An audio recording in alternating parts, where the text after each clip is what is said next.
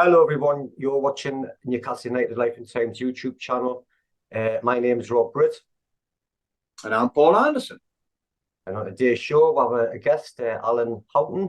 Do you want to introduce yourself, Alan? We had a Newcastle fan here, friends of the, unfortunately, for me sins. But yeah, thanks for having us on the show. Oh, you're more than welcome, mate. You're more than welcome. So what we'll do is we'll start the show off by the news emerging today that Lewis Hall looks an imminent incoming.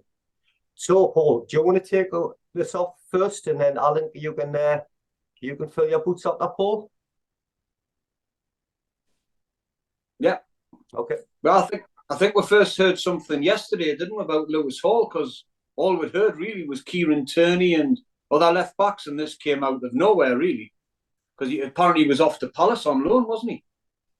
And then late last night, it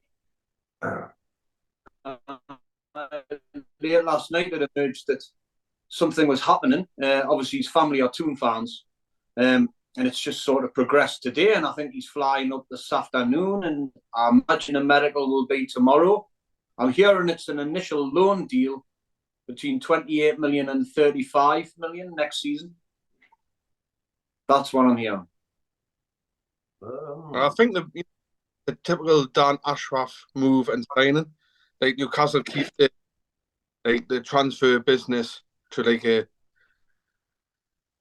private sort of bubble. Because if you remember last season when we signed Isaac, it was out the blue like that, and this one's out the blue. That's what they want. They don't want other clubs to have a chance to move on our targets. No.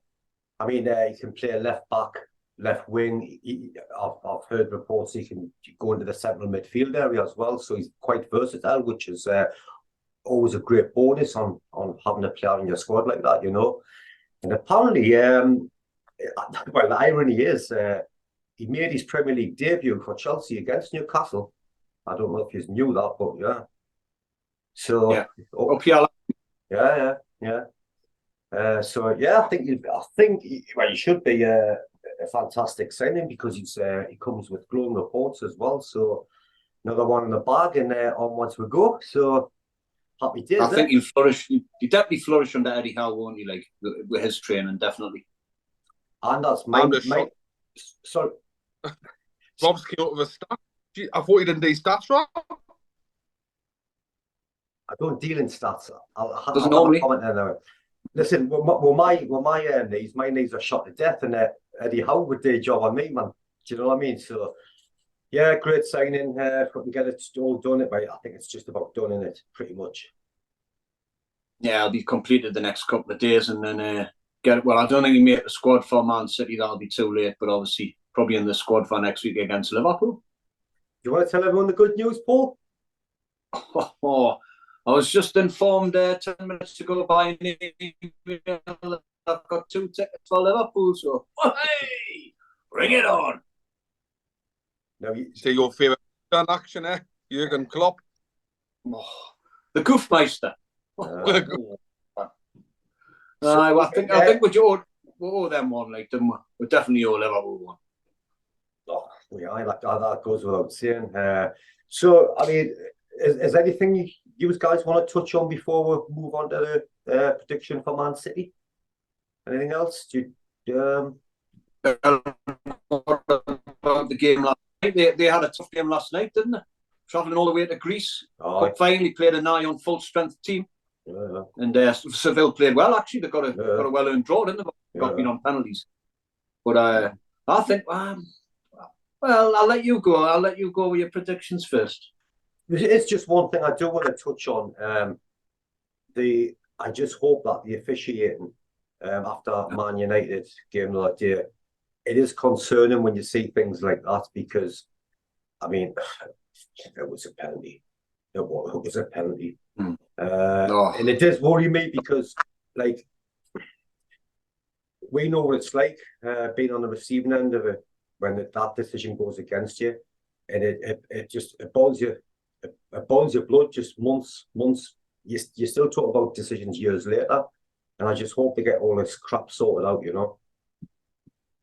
Well, they were meant to do that when Howard Webb turned up, didn't they? But I mean, apparently he's a Man United fan, isn't he? Fergie had a lot to say again, mate, didn't he? Or Webb's history of. Oh, yeah. Well, I said Villa were the most impressive team he'd seen last season. They're sitting bottom of the league and shipped 5 goals. He knows what he's talking about. Oh, he's a fantastic manager, but for me, I just think he's got to anyway. Well, we'll not talk about that. So, right, lads, Man City Saturday night, 8 o'clock at the Etihad Stadium. Newcastle go there after a 5-1 rout them Aston Villa, full of confidence.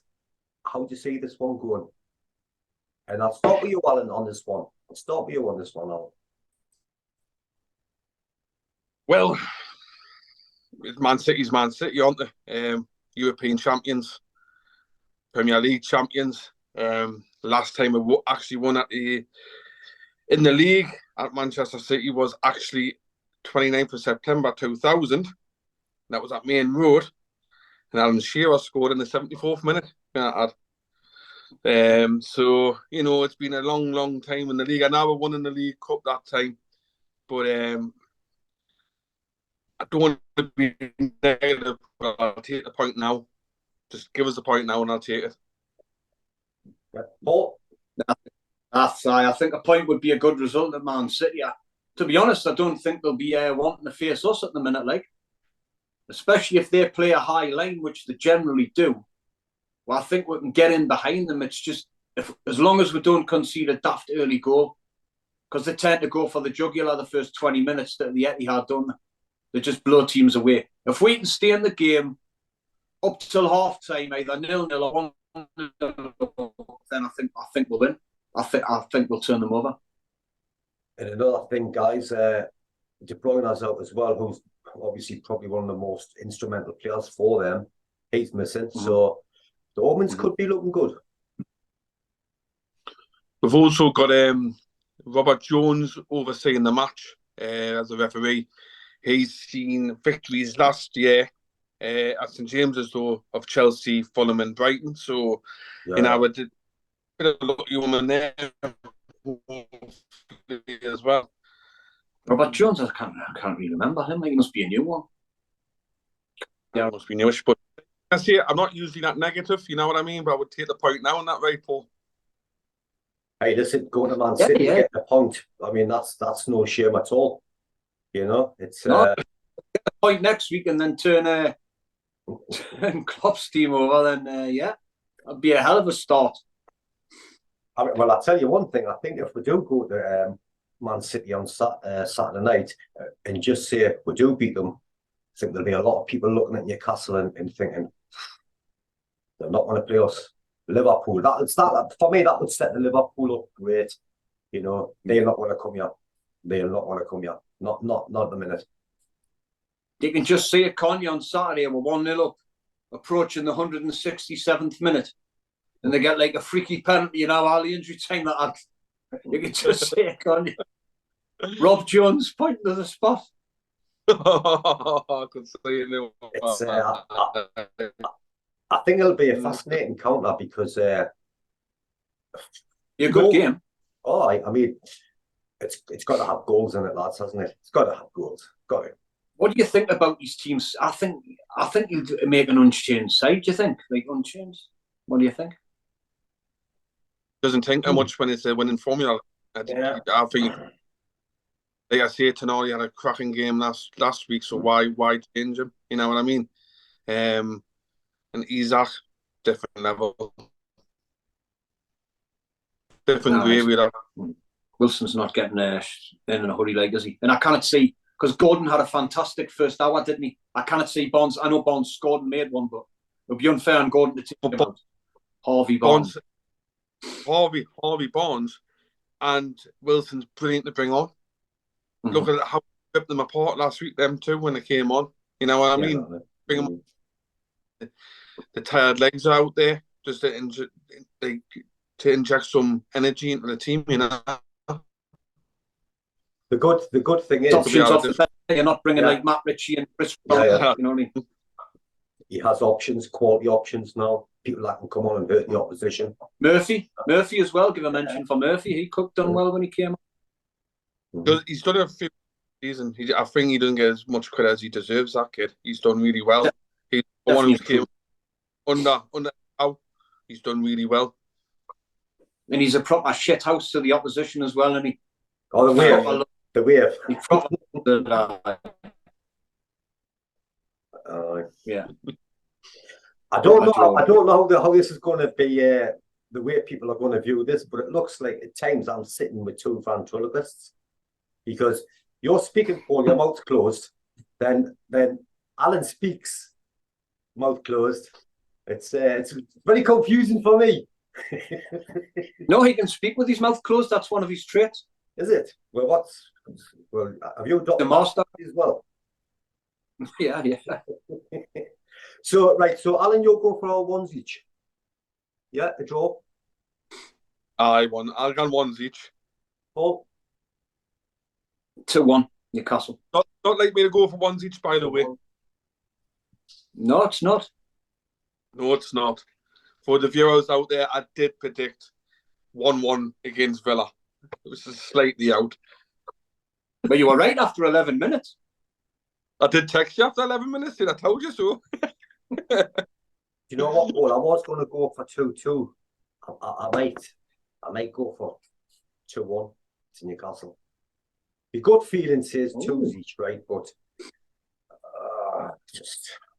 you just thought you'd copy my prediction. No, I just think they weren't great the first game of the season, Man City. They weren't particularly great, and I think we can cause them a lot of problems. You get at that defense, and they're not great.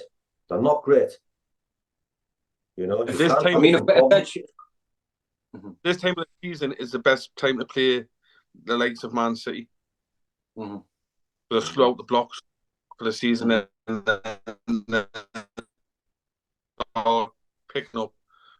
I mean, in the second half, if we go 1 or 2-1 up or something, 1-0, 2-1 up, and if they're chasing the game, then we just pick them off like we did against Villa last week. It's just you've got to stay in the game against them.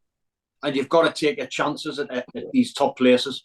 You've got to take. Last year we didn't, and we got punished. Yeah, you've hit the nail right on the head there, Paul. You've got to take your chances and you've got to stay in the game. You know? Yeah. Sure. Right, guys. Anything else you want to touch on? Anything else? I've got the Amazon documentary tomorrow. We'll see what that brings, won't we? Oh, yes. I'm looking forward to that. Yeah, episode 2. Yeah, I mean, again, another great weekend of football documentary tomorrow. So what he's doing for the game on Saturday, by the way? He's going up, or he's watching in the house, or I don't know yet, Rob. I'm keeping the options open. Alan, just watching the house. I've got work on Sunday, so I thought I'll keep my heat clean for Sunday. It's not like you to do a bit of overtime, Alan, is it? Huh? Learn from the best. Any comment on that, Paul? No, I never do overtime. I don't know what that word means. Right, so shall we wrap it up for today then, and we'll do a match reaction show. I mean, when are you guys available? Sunday. Sunday, me. Sunday, 4 o'clock. 4 o'clock. Maybe it's a little bit earlier, Rob. 3 o'clock. 3ish, yeah, that'll be fine. Yeah. Right. Okay. We'll right, folks. Hope you enjoyed the show. Don't forget to like and subscribe. And me, Paul, Alan will be back on Sunday with hopefully some happy events to talk about. So until then, enjoy your weekend, everyone. And from me, I shall see you all later. See ya.